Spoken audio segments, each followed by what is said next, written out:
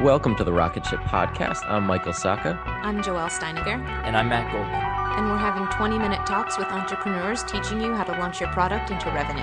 Check out our book at howtobuildarocketship.com to reserve your launch discount and to download a free chapter. This week, we talked with Ryan Hoover, the founder of Product Hunt. You'll learn how he and his partner, Nathan Bashaw, released the smallest possible version of their product in less than a week. You'll also learn how he consistently puts out content on sites like PandoDaily and Fast Company. Enjoy.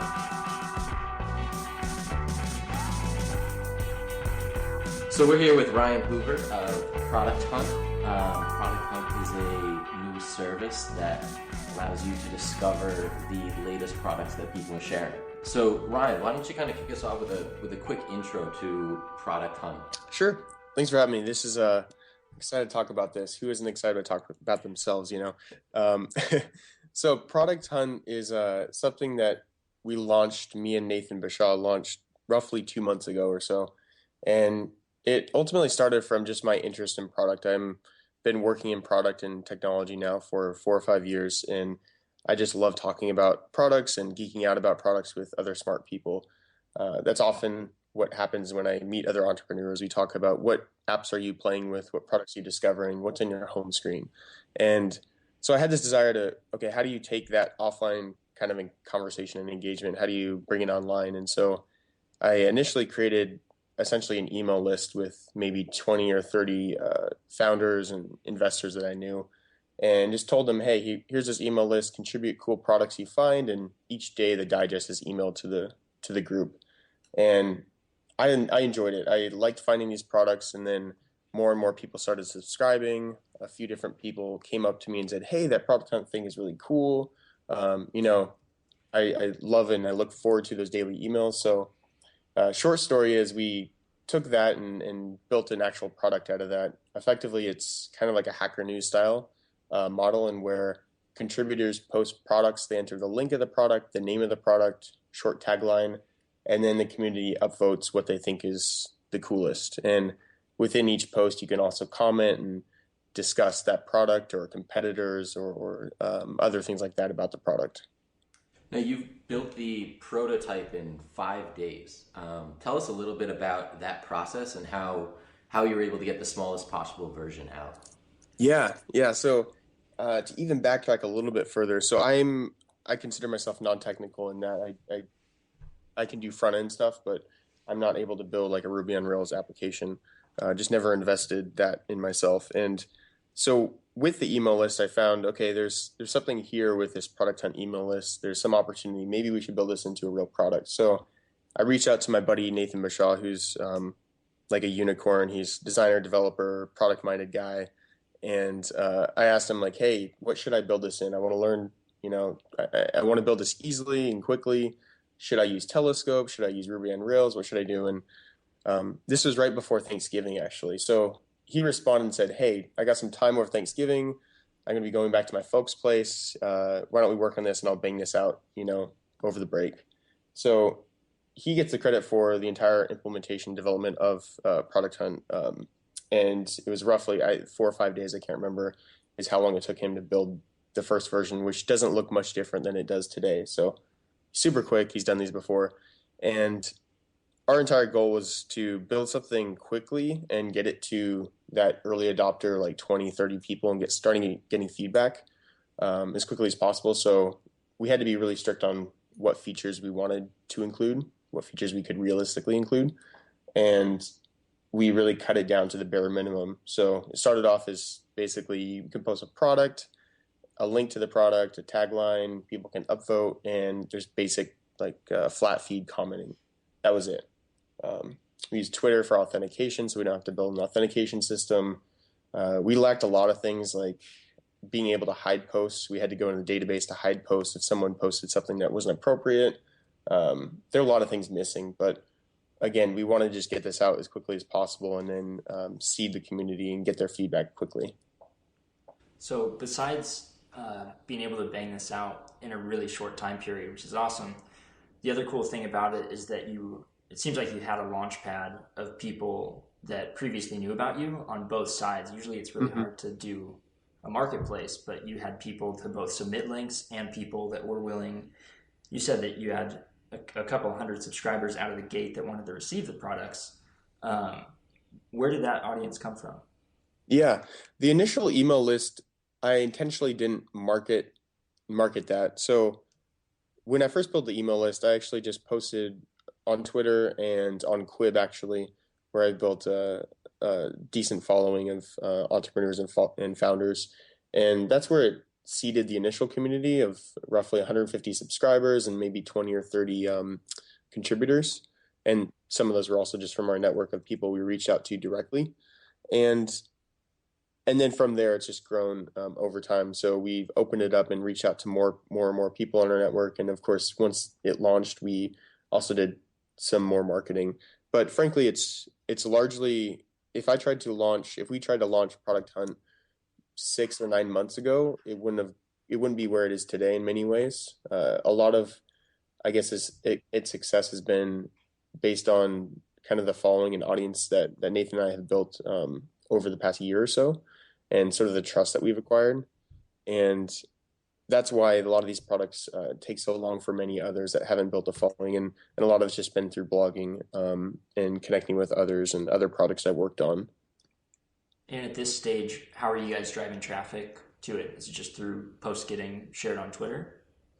That's part of it. It's right now our focus is engagement and retention, making sure that the community enjoys the product and that it's growing at a healthy pace. But in terms of acquisition, a lot of it has been driven by either word of mouth or some of the press that we've been pushing. So there's, I guess, two different types of press. We did a launch in PandoDaily. I did an interview with Carmel from Pando, and she wrote about Product Hunt when we publicly announced it. And then we've had a few other people write things about Product Hunt. And then I've done maybe three or four different guest posts on either PandoDaily or Fast Company, just writing about our learnings and our experience with Product Hunt. So PandoDaily is a great place to launch. Tell us a little bit how you got the article feature there. You were able to land that interview. It kind of goes back to what I was saying before. I wouldn't have gotten that connection with Carmel or been able to launch in Pando if I hadn't built those relationships prior to that. So I've been writing on PandoDaily for I don't know how many times, maybe four or five essays I've contributed, and so they have some respect for my writing and they're willing to listen to me because I've offered these essays for free, and it's only good content for them. And so when I reached out to Carmel, I'd actually met her once in person before. She was receptive, and I think it was last minute. I'm surprised that she took the call last minute, but we met up at what was it called? Homestead in the Mission, if you're familiar with San Francisco, and just did an interview. And for some reporters, it's all about timing too. Sometimes they're looking for good stories, and you just have to get lucky there. But it's largely based on just the relationships I built with Carmel and others in the industry. So tell us a little bit about how you initially kind of forged that relationship, which I think is the missing point for a lot of people. Yeah, I mean, it's frankly a lot of it is spawned initially from blogging. So I've been writing more actively in the past year or so, and just writing about product design, growth, and just things that I'm interested in. Usually, kind of, ironically, a lot of it's based on just my conversations about talking about products with founders and entrepreneurs. But my initial relationship with, I guess, Pando started with a cold email to Sarah Lacey. I wrote a piece called, what was it called? What Product Designers Can Learn from Phil's Coffee. And I thought it was a good post. I liked it, and I wanted to try and get some more distribution and guest post on some publications. And so I reached out to a friend on Twitter who happened to guest post, and I asked him, "Hey, how did you get a guest post on PandoDaily? Like, what was your strategy there?" And he told me that he just cold emailed Sarah. So I did the same thing. I cold emailed her. I linked her to a final draft of what I've written and gave her a couple sentence description of it and why it'd be appropriate for Pando. And she read it and she liked it and connected with me with Adam Pennenberg, and they published it. And then from there, Adam, he enjoyed it as well, and he said, "Hey, if you have any other essays in this area, in this domain, forward them along. We'd be happy to work with you on them. That's really cool. Really good lesson for people too. Yeah, and cold emails work. A lot of people just are too afraid to cold email, and most of the time, an introduction is probably most appropriate and most effective. But if nothing else, cold email is not hard to do. It's really about how you do it. And if you're a blogger and you're trying to pitch something, some people make the mistake of saying or cold emailing or even through an introduction saying, "Hey, I want to write about this topic, blah blah blah. Here's what it's about," but they don't give the full draft. That puts the reporter or the publication at risk, saying they can't commit to something they haven't seen. So if you're going to cold email to get a guest post, give them the full draft, complete it, and give them a short description of why it's important or what it's about, and of course make sure it's relevant to their audience. And was there anything that you used in that cold email, a shared connection or anything to make her more receptive to it, to warm it up a bit, or was it completely, you're a stranger contacting her for the first time and there happens to be a good article attached? Yeah, that's a good question. The topic was Love Pando Monthly. So I don't know if you watched the Pando Monthly interviews, but I'm a big fan of them. I love that type of content. They're like founder interviews that Sarah Lacey does once a month. And so the subject line was just Love Pando Monthly, and I said, "Hi Sarah, first want to give you major props for Pando Monthly. I geek out over this type of content and really enjoy your interview style. Looking forward to talking with Borthwick next week." So she was going to interview BetaWorks Borthwick next week. Then I said, "I wrote a piece not yet published, what Phil's Coffee can teach us about product design that might be valuable for your entrepreneurial PandoDaily audience. Please let me know if you're interested."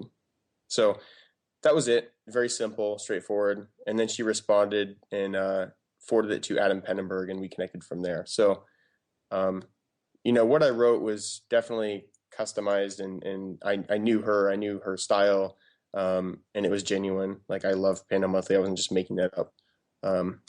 But that's how I approached it. So you're big on cross-posting a lot of your content. What's kind of your take on Medium, Subtle, personal blog? Where should people be posting? Yeah. So I get a lot of questions about that. So for those that do follow my writing, I do post everywhere. So my current approach is I will post on my own blog, which I currently just host on Tumblr. I'll post there, and then the next day or the following day, I will post on Medium, Subtle, and sometimes Quora. And the purpose for that really is just to get more distribution. It's easy enough to copy and paste and post on those different publications or those different platforms. Some people, for whatever reason, they feel like it's disingenuous, like it's something that writers shouldn't do. But in my mind, if it's relevant to the community and you're posting it in the right place on Medium, for example, then why not post it everywhere? So that is helpful sometimes in getting more distribution. Sometimes you'll find that the same essay won't take off on my own blog, but it will take off on Medium. For example, Medium is, if you write something about writing, for example, that audience is more attracted to that, which isn't surprising. So certain topics will just do better in certain platforms. So besides what you mentioned about people thinking it might be disingenuous, we've also heard people kind of bash on writing on Medium because you're not able to run the kind of promotions, or let's say you wanted to add like a newsletter sign up at the end of the post. Right. You're not able to add that level of promotion, I guess, to your posts. Mm-hmm. So we've heard people say that you shouldn't post on Medium at all. We've tried, originally we posted everything on Medium, all three of us. And as we've gotten closer to launch and started to launch products, we've started to have our own blogs, and now we're cross-posting to Medium. But one thing we've realized is that if you post on your blog first and then post on Medium, Medium seems to take over the search rankings for the name of the article. Is there anything you do to keep credit pointed at your site, or is that not really an issue for you? I mean, that's a completely valid concern. For me, I'm less concerned about SEO and kind of maintaining I guess that ranking. I haven't done honestly much analysis or even looking into this, but that's one reason why I post on my own domain, and then a couple of days later we'll post elsewhere, because usually Google will then make that the canonical, I guess, search result for that specific topic. Um, but that's not always the case. So for me, I haven't worried as much about that. That is a valid concern. But I think the value or the upside in getting more distribution is better than the risk of, having it point to Medium and not your own domain. Yeah, I totally agree with you, especially in the beginning. Yeah, I mean, it does depend. Certainly depends on what type of content you're writing, though, yeah, uh, and what type of like platform you're trying to create in your own domain, of course. yeah. I know in the beginning, Medium was great for us because you have an instant audience, and it's actually what's helped us build up some Twitter followers and subscribers for our product list. Hmm. Whereas if we posted it on our site without anyone to email it out to, I'm not sure if we would have gotten any eyeballs on it. So I know it's Yeah, been great so far, and right now we're cross posting to it. I'm sure we'll continue posting there, especially content that makes sense yeah. for that audience. But yes, it's interesting to hear that you're posting elsewhere too. Has Quora worked out well for you? Yeah, some type of content does really well on Quora, and I never link. Another thing that I do is I will of course broadcast it on Twitter and Quib and other platforms like each of my posts, but I haven't been pushing people from those channels into Quora. So um, I could invest more in like the Quora platform, but I feel like it hasn't been as valuable for me personally. But one thing I'll note, because actually taking a quick step back, is you mentioned emails. What I do also, and what I do recommend for people that are blogging, is to try and build an email list, which you guys have done very well as well. But even though the Medium doesn't provide you a way to customize the page and have like an email pop up or whatever, uh, it's also you can also just add a link to your email list at the bottom of your post. So in each of my essays, in almost all of them, you'll see two different calls to action, or maybe just one, but sometimes two. One is here I'm on Twitter. Here's my username, and I make sure to spell it out, R Hoover. And then also, if you want to read more about product design or whatever, depending on what the topic's about that I'm writing, then I also link to a link to subscribe to my blog. And I don't get a lot of subscribers out of it, but it's always worth doing because the people that do want to subscribe at least can find you that way. Yeah, we do the same. I'm not sure what Michael's response has been on it, but on a good post, if it's getting shared around a lot, we can get, I think, 50 to 100 subscribes out of it, Mm-hmm. which isn't huge, but if you do a few of those a month, then you're doing pretty well. Has that been the Yeah. same for you? Yeah, it depends how many times or how many different places that you're directing traffic to, because we're often directing traffic to our product, to my personal blog feed. So it all gets distributed, but it's nice to give people what they're looking for. So Yeah. I'd love to hear what is next for Product Hunt. What's coming down the horizon? Yeah. So the next few months or so, what we're planning to do is really continue to monitor engagement, in, improve the product itself. There are a lot of features missing that we know will drive higher engagement, or at least make it more valuable and interesting. One example is our comment feed is still just a flat feed of comments, and a few things that we want to do to encourage better discussion, more interesting discussion, is one, comment upvotes. I find myself reading someone's comment and loving it and wanting to like give them a pat on the back by upvoting it, but I can't. And I don't want to just comment like, hey, awesome post, like in this flat feed of comments. So there's no way for me to like give people that kind of respect. So some comment upvoting, some basic threading as well. We've been doing a lot of founder AMAs, basically Q&As with the founders of these products. And it's been really fun, but the flat feed comment doesn't allow for good discussion. It's kind of hard to follow. But with some upvoting and some threading of comments, we're hoping to encourage people to contribute more and just make it a richer discussion. So there's like a few different things. Like there's some obvious things missing, like some search. We have some ideas on how do we make the homepage a little bit better and more scalable as we add more people to the community. But overall, the next few months is really just to slowly build up that culture in the community, and then improve the product ultimately based on feedback and other ideas that we come up with. Yeah, I have to say the AMA is probably one of the most enjoyable feature in Product Hunt because oftentimes Nice. I don't know who built the product. Yeah, But having that direct line to that, that 24 hours where they're paying attention is just awesome. yeah. I'm glad to hear that because I personally like it a lot. And right now, there's not much feedback that we're getting because of the limitations of comments to know how much are people reading it and how much are they enjoying it. So that's good to hear. And one of the best, I think you have great onboarding for the creators of the products themselves. There's a million ways that you could try to automate that or get people to sign up. But Yeah. I don't know if this is what you do for everyone, but when HookFeed was featured on there, you reached out to me and said that there was a conversation going on tied to the Yeah. post. And there's the only thing I'm going to do at that point is go sign up and take part in it. Yes. Do you find that with most of the people that are making these products? Yes. Yeah. I mean, like I said in the very beginning of this interview, people like to talk about themselves, so Yeah. I'm not surprised. Yeah, it's been some of it is outward. So, for example, when HookFeed was on there, I know you from the internets, and I'm like, oh, okay, I better reach out to Matt and bring him in here. And in other cases, people find it themselves. Maybe someone posted in their product, they have maybe a Google alert or some sort of like monitoring service that monitors when their product is posted, or they see it on Twitter being mentioned, and then they find Product Hunt and they say, oh, I want to join this discussion, or oh, hey everybody, you better upvote our product, which is there's some gaming of our site, which we'll have to address longer term, but it's kind of a high class problem to have founders bring in dozens of people to upvote products. And that's actually how we found it.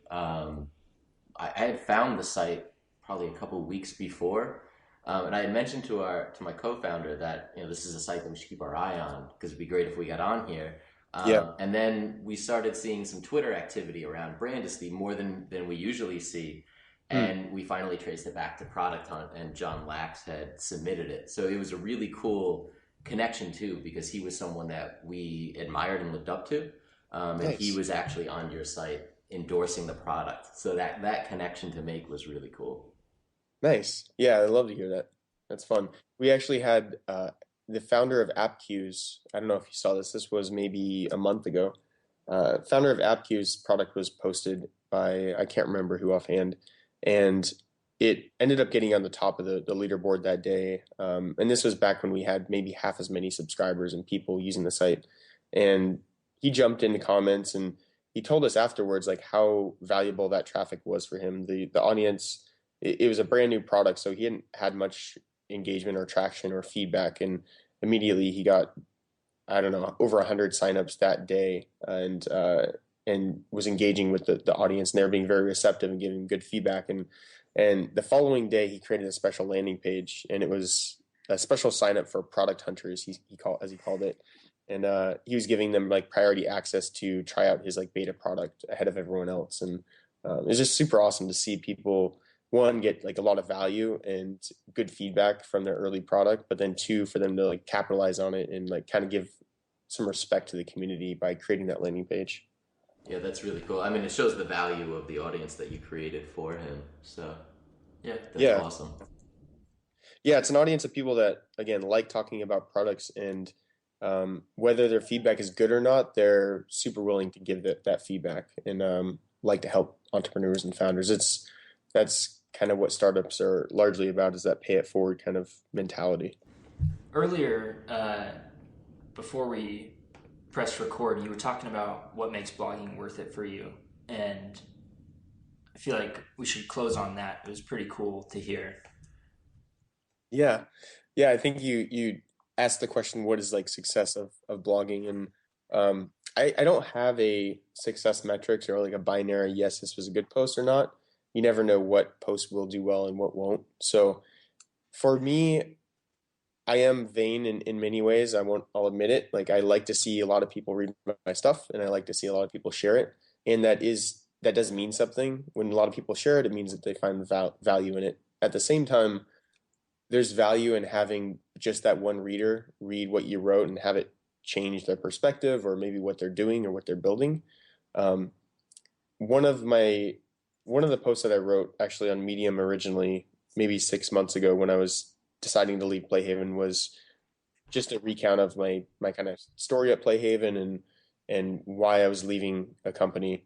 And although that was very successful in terms of page views and sharing, I did get a lot of direct emails, probably 70 actually, of people that said, this is exactly how I feel. Like I've been in the same position. I also am like looking to leave my company. I've lost a passion for what I'm doing, so on and so forth. And just having that, even just one email from one person like that, is makes it entirely worthwhile to spend several hours writing that post.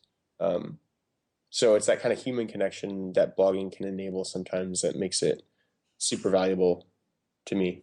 At the same time, it's kind of scary too because I don't know about you, but I also feel, am I giving them shitty advice?